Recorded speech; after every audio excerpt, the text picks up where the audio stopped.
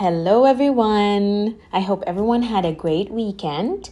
It's a new week and you know what that means. It means we have a new story, we have a new genre, we have a new set of words that we're going to learn and add them up in our vocabulary bank. This is the vocabulary words video, so I'm going to explain the meanings here. This week we're doing Unit 6, Week 2, The Big Blizzard in the reading workshop. And the words are you guys ready? Let's go. The first word is conditions. Everybody say it with me. Conditions. Very good job.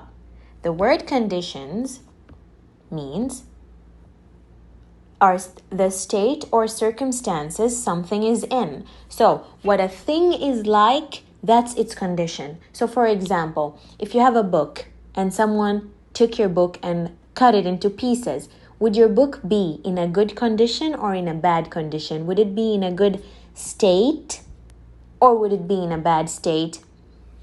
Of course it would be in a bad state or a bad condition. Let's see the examples.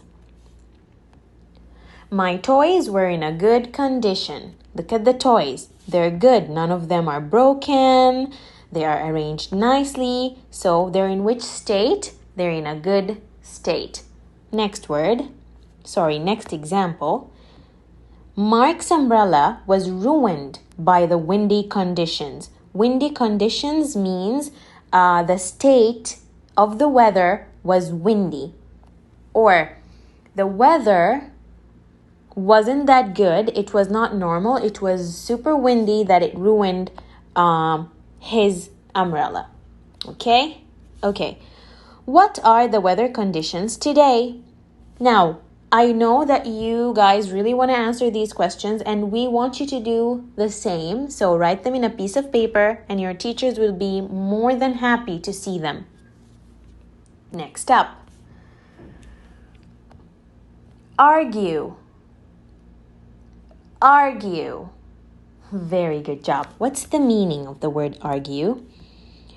To argue means to express a difference of opinion or to disagree. So when someone says football is better than basketball and then you say no, basketball is better than football, that means you two have different opinions or you disagreed. So you would start to argue. So one would say no, football is better because what?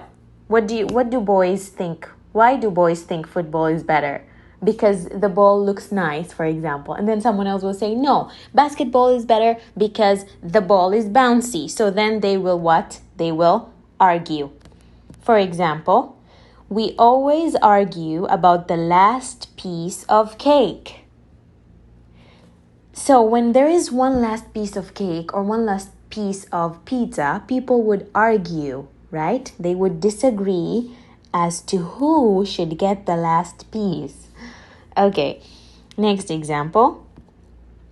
James and his grandfather sometimes discuss movies and argue about them. So maybe James thinks that the animations are better and Grandpa thinks action movies are better. So they disagree or they have different opinions. It means they don't think the same, so they would argue.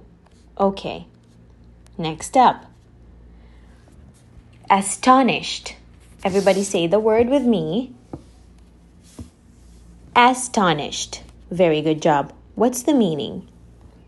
When people are astonished, they are surprised or amazed. So when you feel surprised about something, then you're astonished. Okay? Let's look at the example.